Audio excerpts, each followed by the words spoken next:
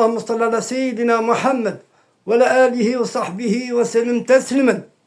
السلام عليكم ورحمة الله تعالى وبركاته. الله يقوي رزقكم والله يغنيكم هنا ولهيه إن شاء الله في الدنيا وفي الآخرة. J'ai pas terminé la vocation du hizb. Il faut la réciter après le fajr, si possible. Ne pas parler avant.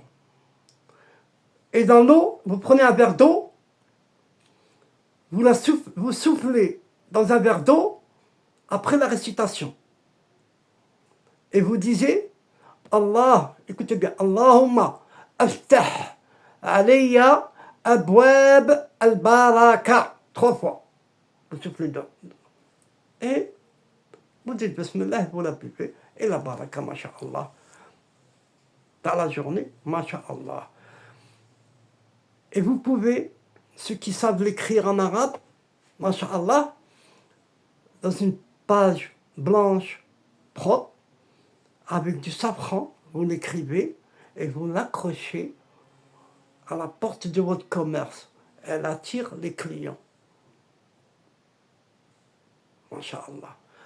Lorsque 7 disciples, Shadili, récitent ensemble, on dit que des anges marchants se posent et apportent la baraka. Masha'Allah. Et vous récitez Ya Razaq après le Fajr 308. C'est le nombre numérique du nom de Ya Razaq. 308. Pas plus, pas moins, Inch'Allah. Ya Mourni, c'est Ya Razaq attire les moyens licites. Ya Mourni, ouvrez les portes ou les trésors cachés. Après l'Asr, quand vous êtes calme chez vous, pendant 11 jours, récitez-la 1111 fois. Pendant 11 jours, Inch'Allah.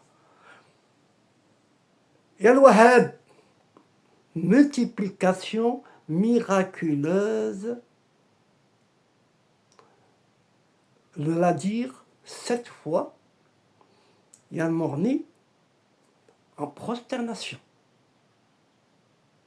Après l'achat. C'est compté comme le tahajjud. Ya Fattah débloque les portes fermées.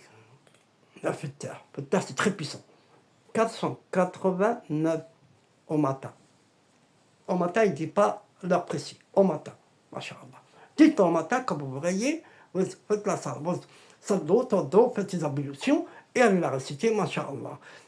Je vais vous réciter un récit. C'est un récit qui a été rapporté par la chaîne Chadeliya. Il y avait un marchand. Un marchand, il était ruiné. Se rendit auprès du Shir Abu al-Hassan al-Shadili. Oh maître, j'ai tout perdu. Enseigne-moi une invocation pour retrouver ma richesse. Le maître sourit et répondit, ne demande pas la richesse. Demande à Allah. Mais récite ceci. Écoutez bien. Ya Razaq, Ya Mourni, Ya Fattah, Ya Wahhab, chaque aube à l'aube, et offre une aumône, ne serait-ce qu'un morceau de pain.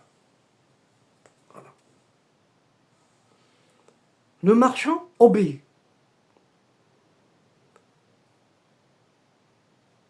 Le 7e jour, un inconnu lui proposa un commerce très très rentable. Masha'Allah. Il revint chez le maître. Oh maître, oh maître, oh maître, le miracle est arrivé, le miracle est arrivé, alhamdoulilah, alhamdoulilah, Rabbi, aftah lina bab al-khayr. Le shir lui dit, non, ce n'est pas un miracle. Non, non, non, non, non.